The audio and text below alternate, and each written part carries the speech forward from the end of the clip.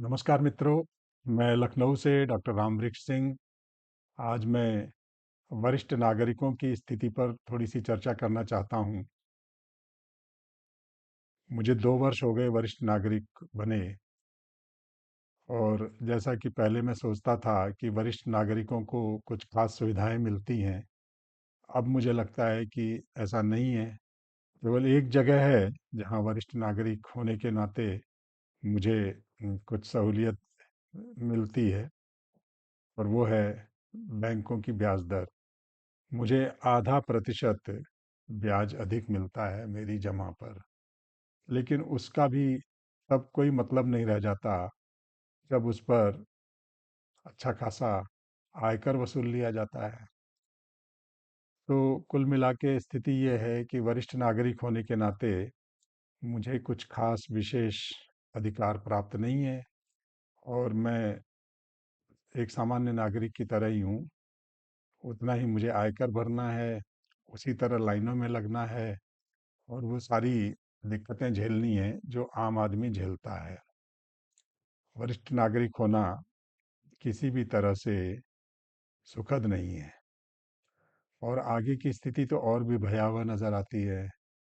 ऐसा नहीं है कि वरिष्ठ नागरिकों के लिए देख रेख की अच्छी व्यवस्था हो, या उनके लिए कुछ आवास की व्यवस्था कर दी गई हो, या पहले जो रेल भाड़े में रियायत मिलती थी वो मुहैया हो। ऐसा कुछ भी नहीं है। मैं कुछ दिन पहले स्पीड पोस्ट करने के लिए गया था डाकघर, तो देखा कि वहाँ लंबी लाइन लगी हुई है, और मेरे आगे 20 वर्ष का एक लड़का खड़ा है, उसके आगे कोई 24 वर्ष का युवक है। मैं भी उसी लाइन में हूँ। मैं 62 वर्ष का हूँ। एक दरोगा जी आए, वो तो करीब 75 वर्ष के थे, वे भी उसी लाइन में लग गए। माने वरिष्ठ नागरिकों के लिए कुछ विशेष व्यवस्था है नहीं, और शायद करना शक्य भी न हो सरकार के लिए, क्योंकि धीरे धीरे वरिष्ठ नागरिकों की संख्या बढ़ने ही वाली है। कहीं पढ़ रहा था कि केंद्र सरकार के लगभग 47 लाख लोग हैं जो केंद्र सरकार में कर्मचारी हैं, और पेंशनरों की संख्या 80 लाख से ऊपर है। तो पेंशनरों की संख्या दुगनी से बस थोड़ी ही कम है। ये स्थिति निरंतर और ख़राब होने वाली है। वरिष्ठ नागरिकों की संख्या बढ़ने वाली है, और युवा और बच्चे धीरे धीरे संख्या में कम होने वाले हैं। तो इस दृष्टि से अगर देखें तो ये लगता है कि वरिष्ठ नागरिकों के लिए शीघ्र ही और अच्छे उपाय किए जाने चाहिए, क्योंकि देश में वरिष्ठ नागरिकों की संख्या बढ़ने वाली है, और वे बहुलता से उपलब्ध होंगे। इसलिए मुझे ये लगता है कि वरिष्ठ नागरिकों की स्वास्थ्य सुविधाएं, जन सुविधाएं ज़्यादा होनी चाहिए। कहीं ऐसा ना हो कि देश में एक मंत्रालय ही बनाना पड़े वरिष्ठ नागरिकों के लिए। जैसे महिला और बाल विकास मंत्रालय हुआ करता था कभी।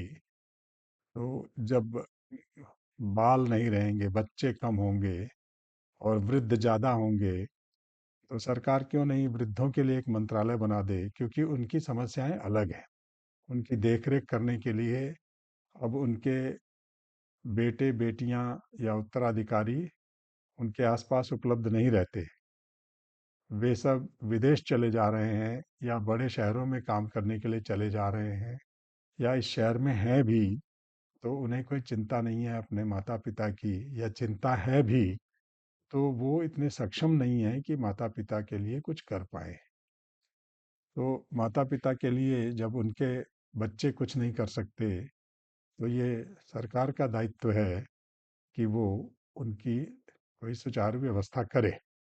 देश में वरिष्ठ नागरिकों की संख्या बढ़ती जाने वाली है, और इसको देखते हुए उनके लिए अलग से कोई चाक चौबंद व्यवस्था करने की ज़रूरत है, ऐसा मुझे लगता है।